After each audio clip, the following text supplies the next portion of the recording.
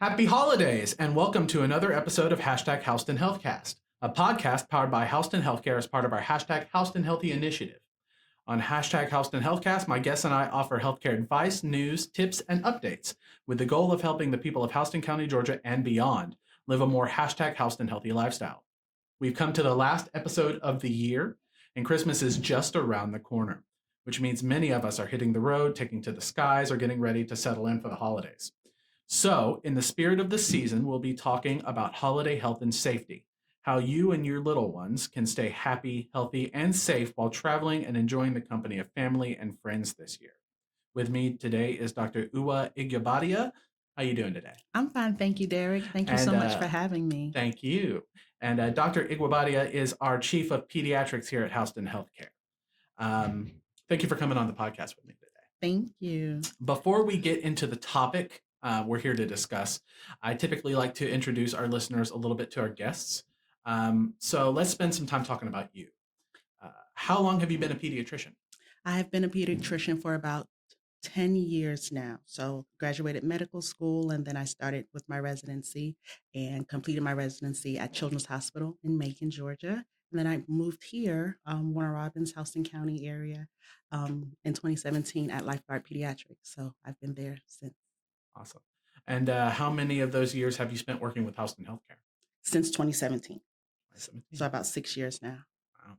Wow. So why pediatrics? Why did you choose that specialization? Was there a particular inspiration for becoming a pediatrician? So I love working with children. I love helping people, but I also want to be a part of the process of making our patients or getting our patients to the next step or phase in their life.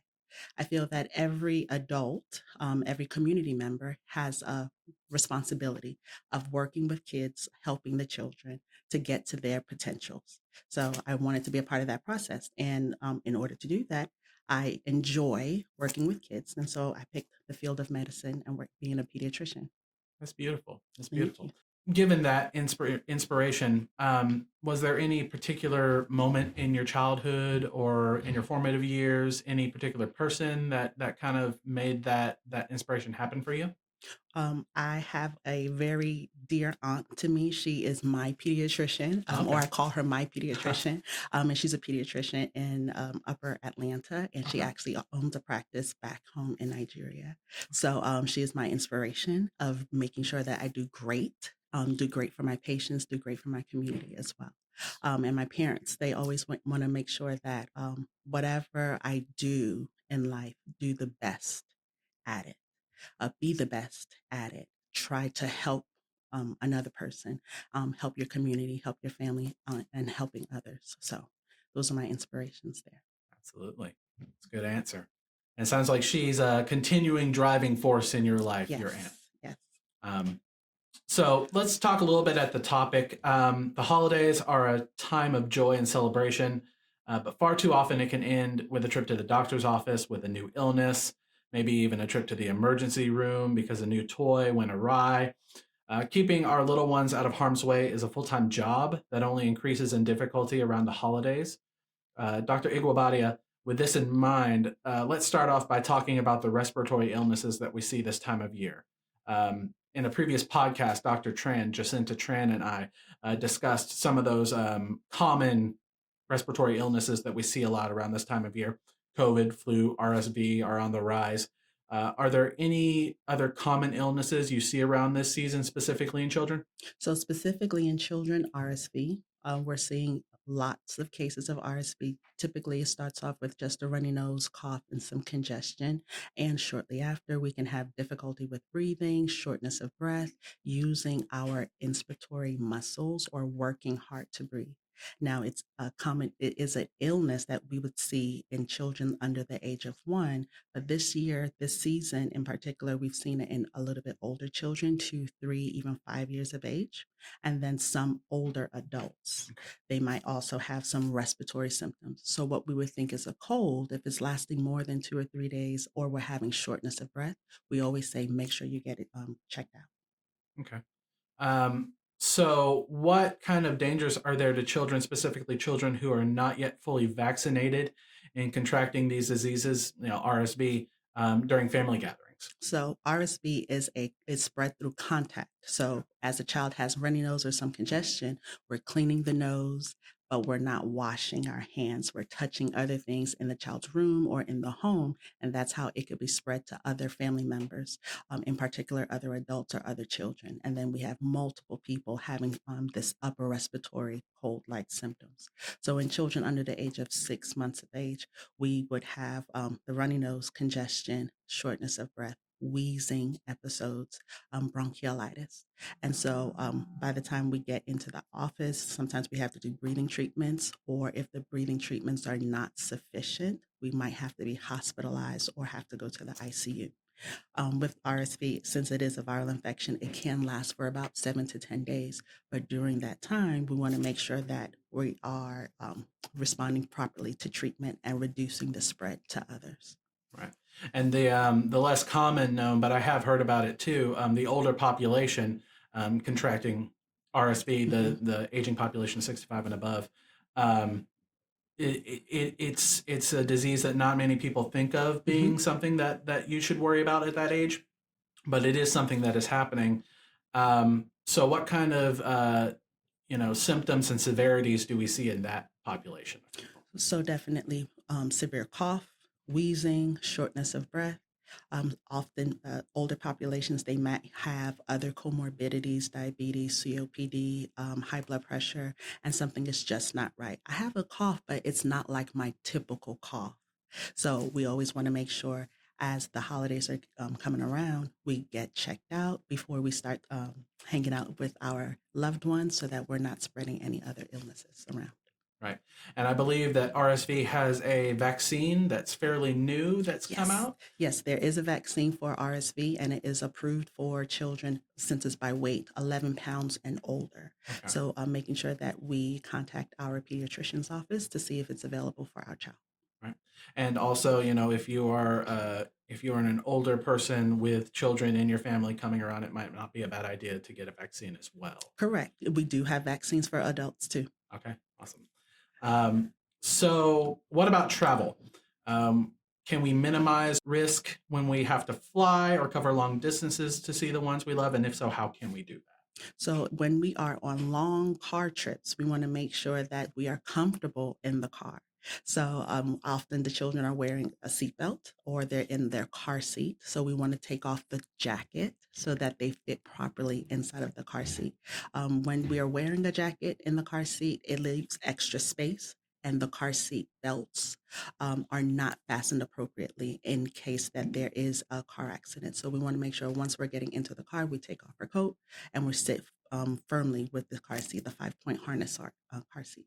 Okay. And what about flying? Any ways to reduce risk on that? So with flying, still making sure that we are traveling at a appropriate or comfortable time for us. Make sure we have enough time to get to the airport. If we need any snacks, if we need any water or activities for the children, I'm making sure that when we're in the airplane, that we have all of our activities for the kids when we are flying, taking off, as well as landing. Probably using a pacifier or feeding the child during that time to help to reduce ear pressure so that they're not having so much pain as well. All right. That's good. A lot of people don't think about when you're flying the ear pain, especially Mhm. for a child. That can be very upsetting. And that's why Correct. you see a lot of upset children on flights is because of that, Yes. deregulation and pressure. So that's a good tip. How about holiday shopping? Should we bring our children with us to these crowded stores when we go out to grab those presents this year? If you feel that you can control the crowds, the masses, Mhm. as well as your child touching, grabbing, licking things, if you feel that you can control it, then that's perfectly fine. However, children might be a distraction during those holiday shopping seasons. So if we can leave the children at home with a loved one so that we can focus to get into the stores and get out. Sounds good. So, kind of along the same lines, an elderly family member we might be visiting might be immunocompromised. Mhm. What suggestions do you have for keeping that particular family member safe and healthy, especially if you have kids with you? So, making sure that before we get to our family member's home, let's just make sure that we're not having any runny nose, nasal congestion. We're listening as the child is sleeping at night for any congestion or snoring. We're also checking to see that they don't have any conjunctivitis or pink eye drainage, that they're not running any fever. At the first signs of any of these symptoms, making sure that the child gets evaluated and then started on their treatment promptly. Typically, with antibiotics, we start to improve our symptoms within 24 to 48 hours. So at least once we start with our treatment, we can now be safe and comfortable going to see our loved ones. Now, let's move on to another topic that leads to many children having a less than happy holiday season: unsafe toys. According to the most recent statistics, 198,000 children under the age of 14 suffered from toy related injuries in 2020, and 10 children unfortunately perished from those injuries. Most of these incidents were related to asphyxia or a lack of oxygen to the body, typically caused by choking. Dr. Iguobadia, are there any common toy-related incidents you've seen in your experience as a pediatrician?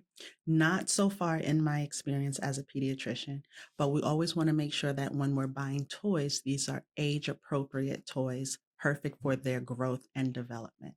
So, for example, Legos are meant for children a little bit older, maybe 3 or 4 years of age. They have different types of sizes of the toys or the Lego pieces. So, the younger the child, the bigger the pieces. The older the child, the smaller the pieces, because an older child wouldn't typically put the pieces in their mouth to cause any type of choking hazards. So, making sure that we're buying age appropriate toys for all of our children. Right. And some of the common dangerous toys, according to the ER pediatricians that were interviewed by Today magazine, Mhm, are water beads, which are beads that you put into water and they expand. Any toy with button or coin batteries, mhm. toys with magnets or magnetized sets. And then for other reasons, e scooters and hoverboards, obviously, those are kind of Because they fall over. right, right. And trampolines, and also something that people might not think about is any knockoff toys. So those knockoff toys that might come from disreputable sources that haven't had to go through safety standards, those might have pieces that break off easily, or pieces that aren't completely put together in a way that you know are not going to come apart, and the child might ingest it for one reason or another. Yes, sir. Um, are there any good rules other than, make sure that your toy is age appropriate to follow when buying their child a new toy for Christmas? Checking to see how the toy works and operates. So, although the child is meant to play with the toy, but the parent or the gift giver should also check and see, how can I work this toy? How can I play with this toy? Is it going to be easy for the child to play with and operate? If it seems like it's going to be a bit difficult, if it's a remote control car and the buttons seem to be difficult to maneuver, maybe this particular brand should not be purchased and look for a different type of brand. All right, makes sense. Are there any toys that you would suggest as a pediatrician for children to get, or for parents to give to their children, that are enriching in some way? So definitely books, read along books, toys that help with their imagination, such like as a cooking set or a kitchen set. We always talk about cars. We always talk about building blocks or stacking blocks in pediatrics. So just different toys that help with their gross motor as well as occupational therapy and physical therapy. So when you say gross motor and occupational therapy, could you define those for me? Sure. So fine motor skills, using their fingers and thumbs to operate small, well, not small toys to put into their mouths, but small cubes or shapes. Mhm. Different toys that have shapes for it. Gross motor. So there are some push toys. There's one that looks like a vacuum cleaner or a sweep, uh, dust dust and broom set. Mhm. And then there is like a kitchen set that you have to make believe play that I'm cooking something, making eggs, I'm making something to drink. And then they also learn how to do different types of chores in the home. Absolutely. Those are good tips. I want to thank you, Dr. Iguobadia, for coming on the podcast with me today. And thank you to all of our listeners for tuning in today and every day since we started hashtag Houston Healthcast. This is the last episode of the year, but we already have so many exciting new episodes coming up, including our next podcast on anti-obesity medications like Ozempic, Mounjaro, Wegovy. Hear a lot about them in the news, how they're changing the healthcare landscape around the world and at home here in Houston County. If you would like to learn more about our pediatrics here at Houston Healthcare, you can visit our website at hhc.org/services/pediatrics. That link is going to be in the description below. Remember to subscribe to our YouTube channel. We post here before anywhere else, and hit that notification bell so you never miss an episode. If you prefer your podcast experience on another channel, we have it. You can find links to your podcast medium of choice in the description. Dr. Iguobadia, are there any last thoughts you'd like to share with our listeners? I wish everyone a happy and healthy Christmas season. Absolutely. Great way to send it off. Thank you again. Happy holidays, and remember to stay #HoustonHealth.